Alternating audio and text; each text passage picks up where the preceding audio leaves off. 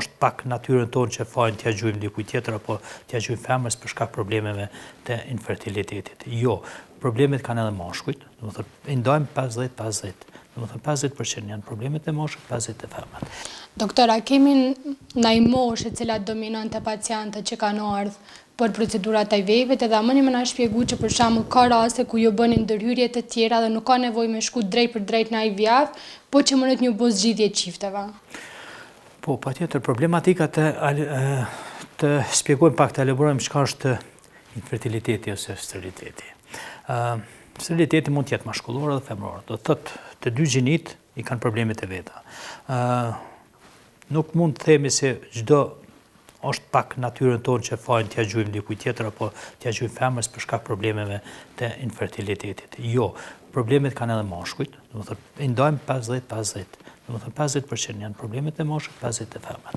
Mirë po, derisa te mashkulli, me një analizë, me një spermogram, mund të i kemi dhënat tërësi si është problemet e mashkullit, te femrat, do të thonë na vjen pak më shumë hulumtime, kontrolla derisa të vjetë një problematik që ka shkaktu infertilitetin.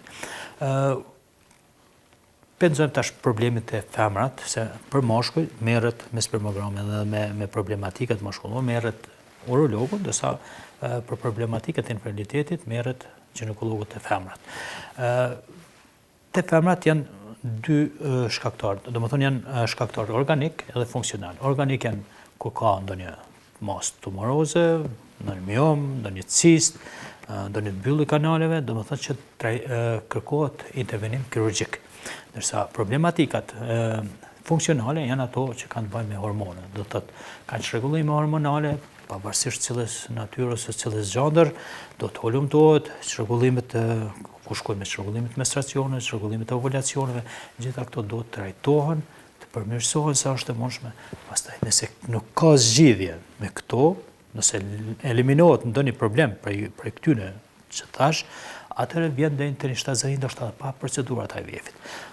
Mirë po, procedurat e IVF-it janë më shumë të ato që janë në moshë pak, më shumë të shtyre, të thotë ka mosha 40, ku vetëm fillojnë të kemi probleme me rritje të ovocitë, ovocës qelizave vezë, atëherë intervenohet me procedurat e IVF-it, ku nuk kemi edhe shumë kohë me prit, do të intervenohet me procedurat e IVF-it, edhe ka çrregullim hormonale, pari stimulohet, bëhet rritja e vezorëve, bëhet marrja e ovociteve, pastaj mbarësimi, bëhet transferi, domethënë janë këto procedurat e IVF-it.